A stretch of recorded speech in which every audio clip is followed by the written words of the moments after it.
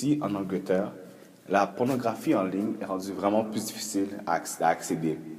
Et là, dans l'émission de Bazo TV, l'animatrice a posé une question, car une sénatrice en Manitoba voulait faire à peu près la même chose au Québec. Et là, tout le monde se questionnait sur si oui ou non on devrait faire ça, si c'était une bonne chose.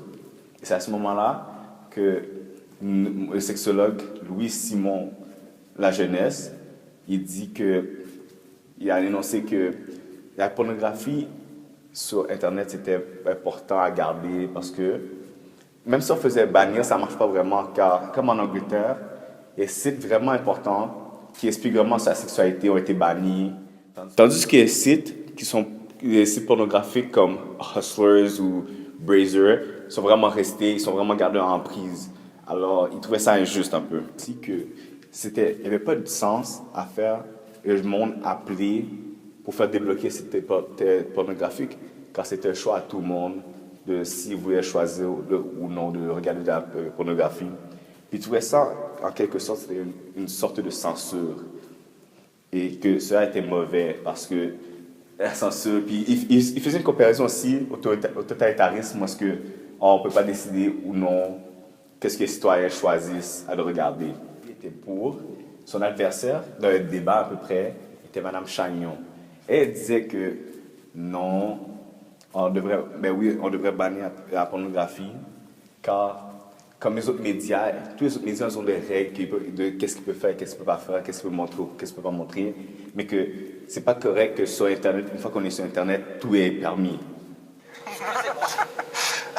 Moi, je pense que non, en fait.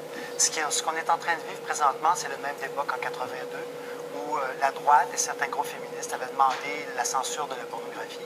Ce qui s'est produit à ce moment-là, c'est que toutes les revues, les manuels qui portaient sur la sexualité ont été censurés, mais énormément de revues porno continuaient d'entrer au Canada, notamment ce qui était interdit, toutes les informations sur le VIH-Sida, notamment, étaient aussi interdites, y compris Marguerite Duras, par ailleurs, ça, je n'avais pas compris. Bref. Donc, au Royaume-Uni, ce qui s'est produit actuellement, c'est que tous les sites, en fait, comme Jeunesse J'écoute, Gay Écoute, etc., ou Elisa de l'UQAM, sont censurés, alors qu'on sait très bien que des sites de porno connus continuent de rentrer sans être coupés parce que ça ratisse large, donc, c'est ça, et que... Exactement, oui.